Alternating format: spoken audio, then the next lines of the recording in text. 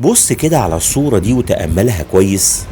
طيب ايه رأيك في شكل البحر كده؟ هتقولي هو فين البحر؟ انا مش شايفه. طب ايه رأيك في الجمال ده؟ ايوه كده، هو ده الاصل. طب نشوف الصورة تاني مع بعض. شايف الكافيه ده؟ فجأة كده فوجئنا انه بيتعمل ليه عملية ازالة في اتجاه لعدم تجديد عقود الكافيتريات والكافيهات والمطاعم واللي بتحجب رؤية البحر. قرار تاريخي ويا رب يكون نهائي ويكتمل. مع بعض النهاردة في نظرة تانية هنشوف ازاي الكافيهات دي بتلغي رؤية البحر على طول الكورنيش، ونشوف الاجزاء الفاضية واللي بنتمنى ان كل الكورنيش يرجع زي زمان ويكون كده. فلو كنت جديد في القناة اعمل سبسكرايب وفعل زر الجرس عشان يجيلك جديد جولاتنا ورحلاتنا اول باول. يلا بينا بسرعة نبدأ جولتنا ورحلتنا النهاردة.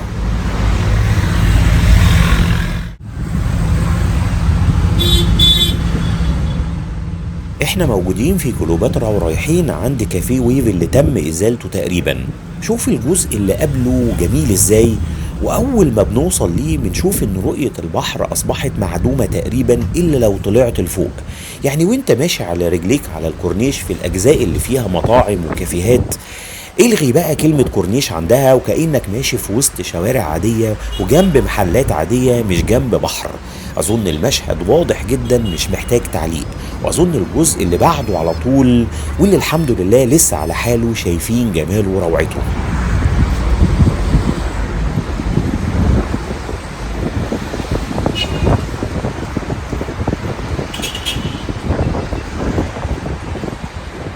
بنروح على اسكندرية القديمة وفي حي الجمرك وقدام المنظر البديع للمراكب وهي موجودة في البحر كده في منطقة الأنفوشي.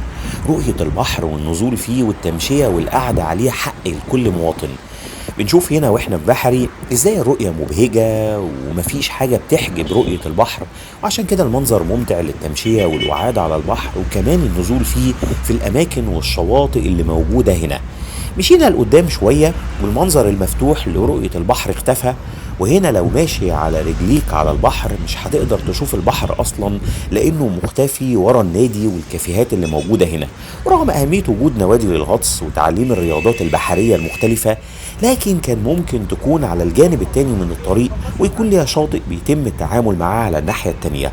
اصل شكل الكورنيش هو الشكل اللي حضراتكم شايفينه قدامي دلوقتي، ميه وبحر وهوا وانت وسط الجمال ده كله كانك ملك زمانك.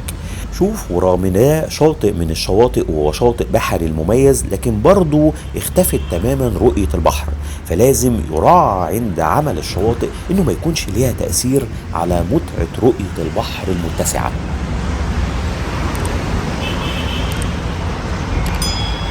وصلنا مع بعض للمنشية ومن قدام قبر الجندي المجهول المشهور جدا على كورنيش اسكندرية. المنظر بديع زي ما بنشوف ناس قاعدة مستمتعة وعربيات جيلاتي ومشروبات سخنة وساقعة بسيطة بتخدم اللي قاعدين على الكورنيش في المنطقة الشعبية الجميلة الدافية دي من اسكندرية.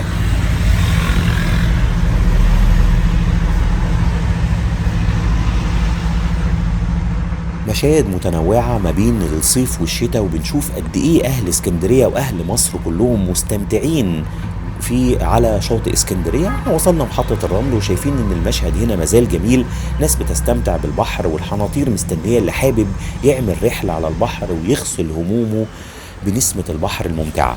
عموما الجزء ده من اسكندرية القديمة من الأنفوشي للمنشية لمحطة الرمل للأزاريطة بالسور القديم المشهور مازال هو لذة عشاق اسكندرية ومن أجمل الأماكن للاستمتاع بعروس البحر المتوسط.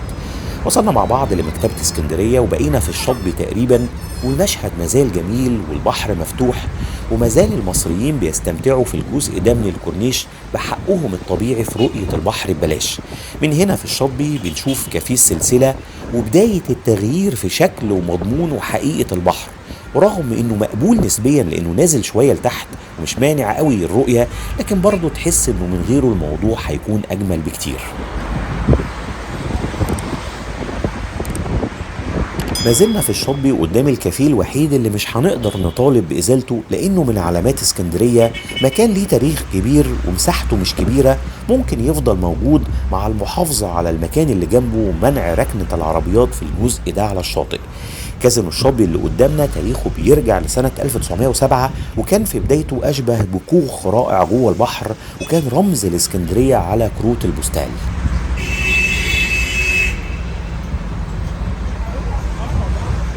بداية القرار التاريخي واللي لو اكتمل هيعيد لبحر وكورنيش اسكندرية هيبته وجماله بدأ من هنا في كامب شيزار، لما تم البدء في إزالة الكافيه ده، وهو كافيه بانوراما واللي كان مشهور جدا هنا على الكورنيش، لكنه كان محتل جزء كبير منه، وكان كتلة كبيرة قافلة رؤية البحر.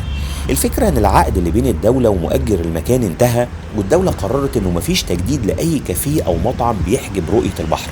انا بحاول هنا ومع بعض بنشوف الاختلاف بين شكل البحر من غير كافيهات ونوادي ومطاعم، وشكله مع وجود الكافيهات اللي قدامنا، واللي بتحس هنا ان البحر بقى ملكية خاصة لمؤجر المكان، واول ما بتعدي الكافيه بتحس ان روحك ونفسيتك اتغيرت للنقيض تماما.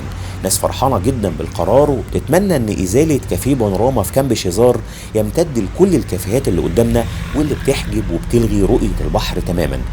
الموضوع بدأ يتصدق أكتر لما بدأ إزالة بانوراما وانتهاء عقد كافيه ويف اللي احنا قدامه دلوقتي في كيلوباترا. البلدوزرات جت وبدأت فعلا في إزالة الكافيه اللي قدامنا هنا. فعلا مش معقول نتمشى على كورنيش لعدد من الكيلومترات ومفيش قدام عينيك إلا حيطان وأسوار حديد وإزاز وخشب.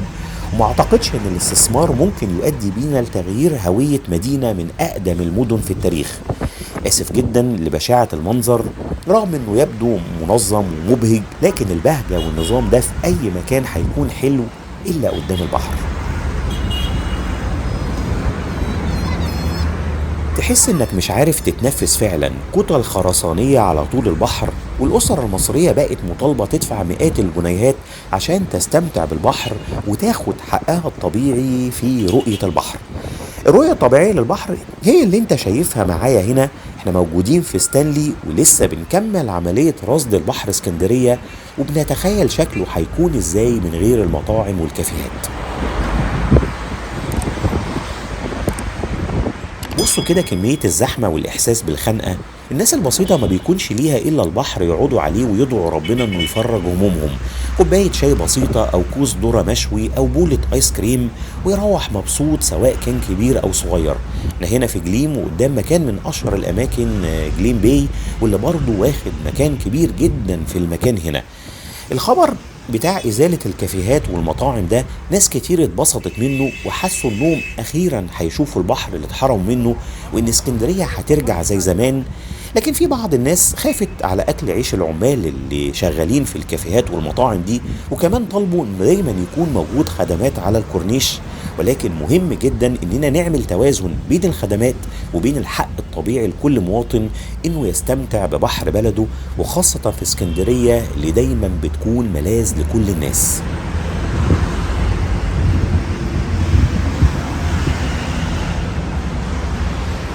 مساحات كبيرة مقفولة وممرات صغيرة جدا كل 100 متر أو أكتر نشوف منها جزء صغير من البحر. سنين كتيرة من الإنشاءات خلت الشكل زي ما حضراتكم شايفين، ورغم إن كل التوسعات اللي اتعملت على الكورنيش عشان حركة المرور، لكنه فعلا وانت بتتمشى على البحر تحس إن البحر ذهب ولم يعد. القرار الجديد اللي صدر رد للناس الروح واداهم لمحة أمل بإصلاح الحال ورجوع اسكندرية للشكل اللي انتوا شايفينه في الصورة اللي قدامكم، أصل شكل اسكندرية المرية.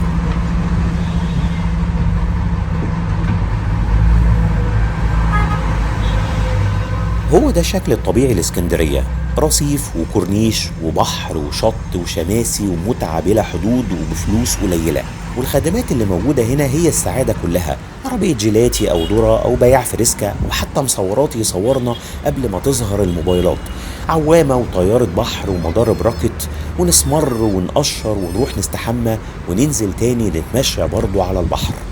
احنا لسه موجودين على بحر اسكندرية ووصلنا العصافرة، وانا معجب جدا بالتجربة اللي حصلت هنا.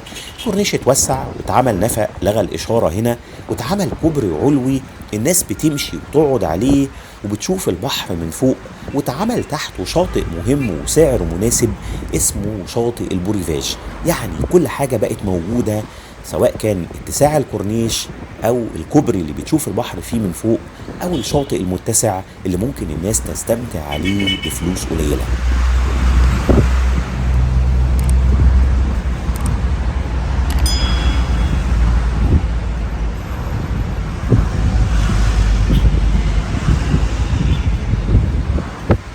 قارن انت بقى واختار ما بين الشكل المزعج ده من الحيطان والمداخل والخشب والإزاز اللي احنا بنشوفه مع بعض هنا، وبين الشكل الممتع ده من البراح والبحر والسماء والموج والصخور والهواء النقي. ما بين اللي بنعتبره نوع من أنواع الحداثة والتطور ومواكبة الحياة العصرية وضرورة وجود الخدمات اللي موجودة على البحر في الأجزاء اللي بنشوفها مع بعض هنا، وبين وظيفة البحر الحقيقية إنك تسيب نفسك لصوت الموج، والبحر اللي ربنا خلقه واسع ومفتوح عشان يستمتع بيه الغني والفقير. البحر اللي مش محتاج منك فلوس ولا تذكرة ولا بطاقة، لكن فجأة الدنيا بتقفل وحيطان وكافيه، وكأننا قبل المطاعم والكافيهات دي ما كناش بناكل ونشرب. البحر هنا مستني صياد يرمي سنارته في المية، والشباب اللي فرحانين بريحة الهوا وصوت الموج، والطفل اللي بيجري فرحان جنب البحر، والراجل اللي بياخد هدنة جنب البحر قبل ما يكمل سعي على رزقه. أبدا أبدا عمر ما اسكندرية كانت بالشكل ده، ورغم وجود الشجر والنخل هنا لكن برضو البحر اختفى. هي دي اسكندرية الحقيقية، وهو ده بحر اسكندرية اللي كلنا بنعشقه ونحبه، وهم دول أهل مصر اللي مستمتعين بالبحر سواء في الصيف أو في الشتاء. هي دي شكل الشواطئ البسيطة اللي مش محتاجين أكتر منها. صدقوني لحظات من القعاد والاستمتاع هنا أحسن من ساعات بنقضيها في أماكن في الساحل بتدفع فيها كتير جدا، لكنك بتحس إنك مخنوق جوه قواعد لو كسرتها يقولوا عليك إنسان رجعي.